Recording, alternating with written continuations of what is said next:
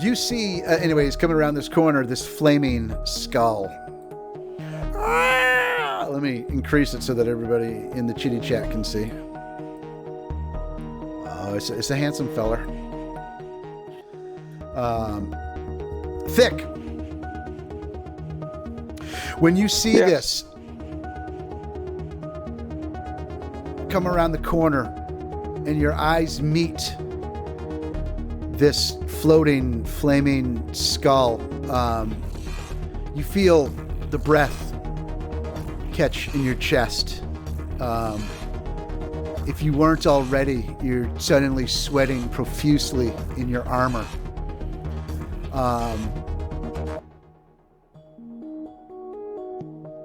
Hundreds of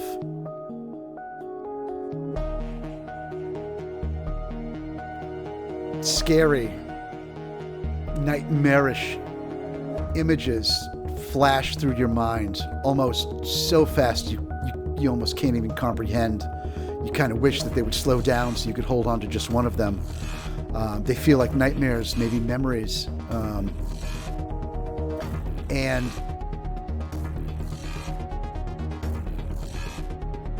as you feel the compulsion to turn for some reason to look at Gundren, you find you cannot move. Your rolls were nice. They saved you for a degree. But you are going to be paralyzed with fear for 2 turns. Emotional damage. Unable to move, unable to cast anything, unable to attack. Huh? You are that scared of this thing. The rest of you, obviously, who are near him, you see, like, the color just drain out of his skin. We never discussed any real personal things, but if his let's just say his locks and his beard were brownish, reddish, or blackish, you can actually see a degree of those fibers in his beard turn white almost instantly. So those of you who see this are perplexed.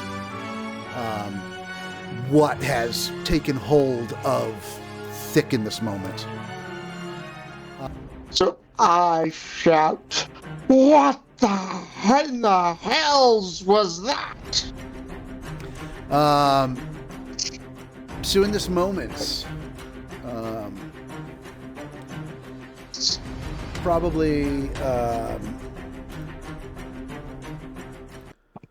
trying to find it's a little bit better. Thick probably falls to a knee, still trying to catch his breath. Gundren walks over, kneels down with him, puts a hand on his shoulder.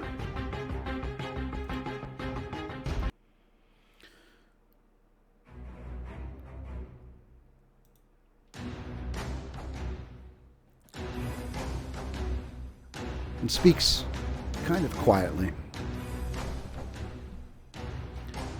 Do you remember yet, my friend?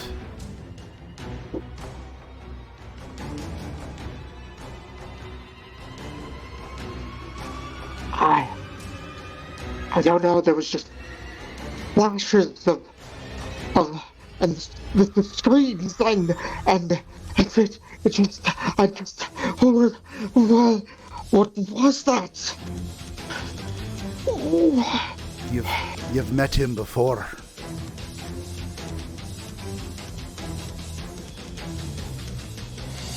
Think hard on it.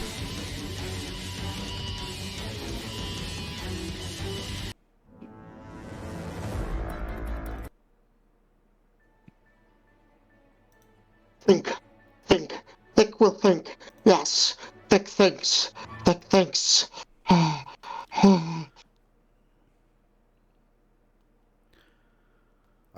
I hate to be the one to remind you, but it's part of the reason I asked you to join me. Because I take some fault in what happened that day as well.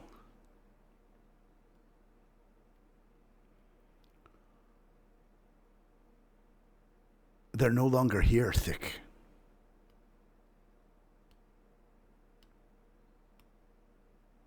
Who's no longer here? Give it a little time. Think.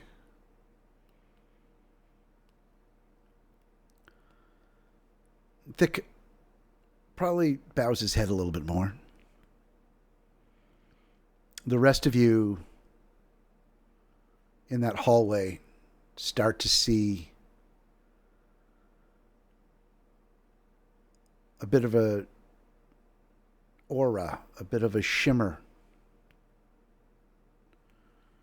moving down the hallway. From what direction? From this direction here.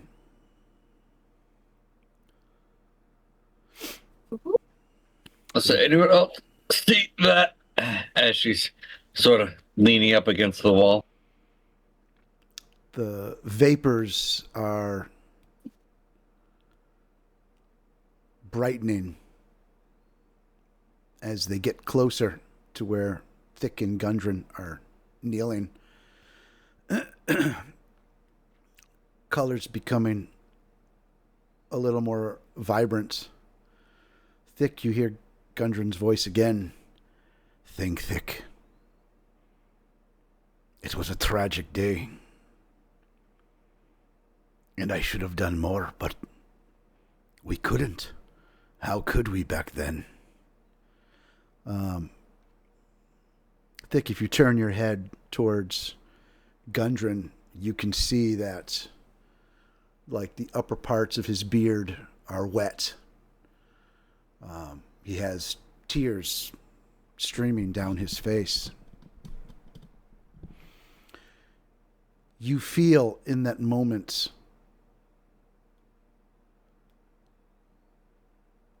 something caress your cheek.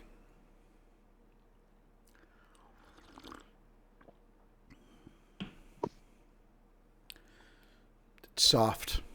It's warm. Feels like a hand.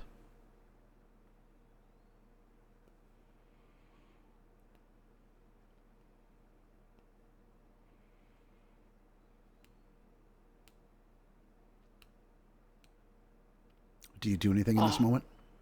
Yeah, I'm thinking. I'd reach to see. Reach to touch my cheek to try to see what's touching me. When you reach your hand up and you place it to your cheek, you indeed feel another hand there underneath yours. And there is a moment of like static electricity that you feel. Not unpleasant. It's very, very, very faint. And there's a bit of crackling as well. Those of you looking on see two things in that moment. Gundren kind of catches breath as he points his eyes upward. You hear him mutter, "I didn't want to be the one to tell you, but you couldn't keep going on like this. You had to know." And he drops his head into his hands. The second thing everyone sees is those shimmering auras or lights start to appear more corporeal. They start to take shape. And it starts at Thick's cheek, where his hand is. And you see an arm start to form, come into being.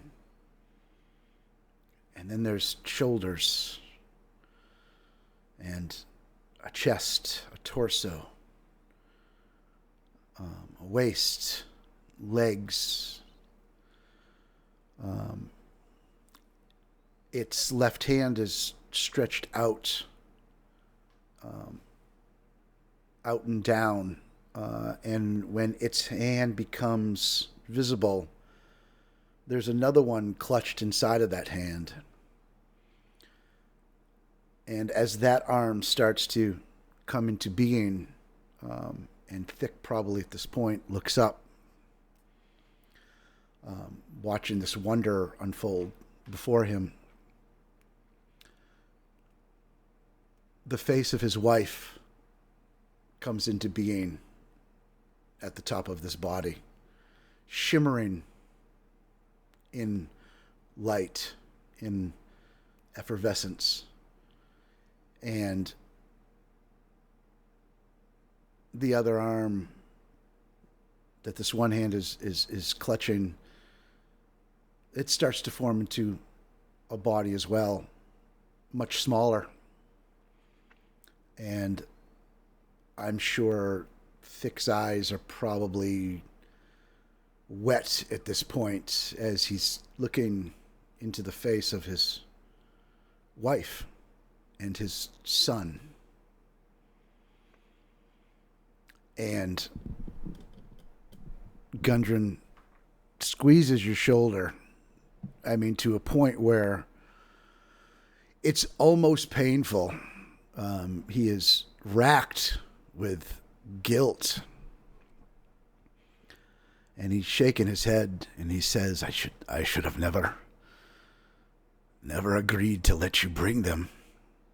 But who would have thought something like that would happen? Thick, they're gone. I know you've thought all this time that they're still here. But you can't keep living with ghosts. You've got to let them go.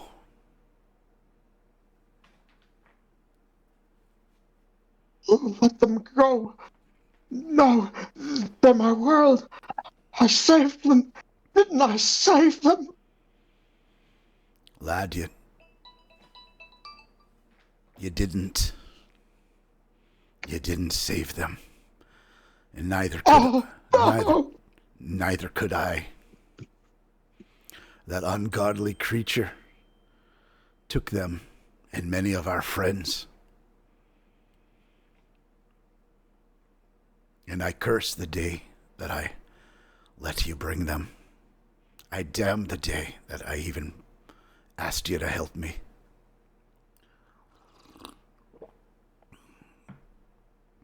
Oh, what should I do to make amends for my failure?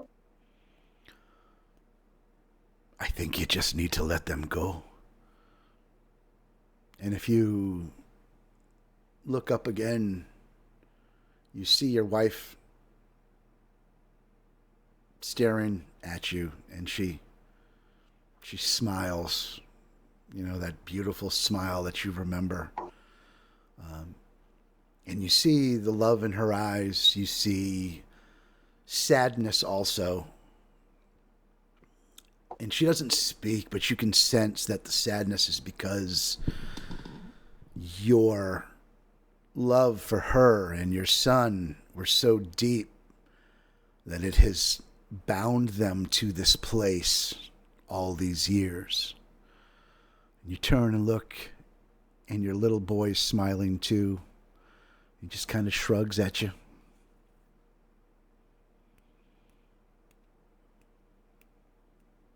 Take my wife's hand that has been resting on my cheek in one hand, bring the back of it, and kiss it. And with my other hand, I reach to ruffle the hair of my little boy. And then, quivering, slowly, and then with an all of a sudden fast jerking moment, I let them go. And in that final moment,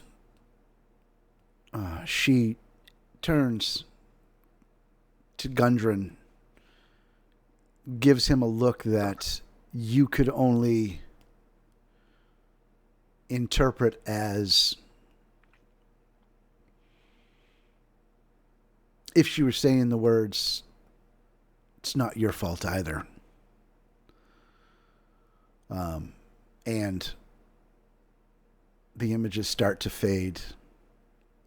And as they fade by degree, more and more, they're encased in a more effervescence, a stronger golden whitish light.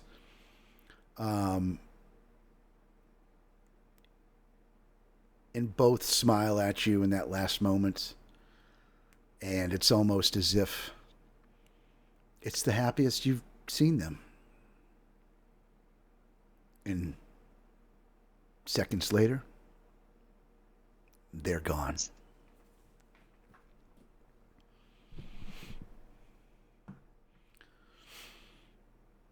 Gundren is still sobbing a bit next to you. I'm so sorry, Thick. I've tried to tell you, but didn't know how to get it all out, to make you see.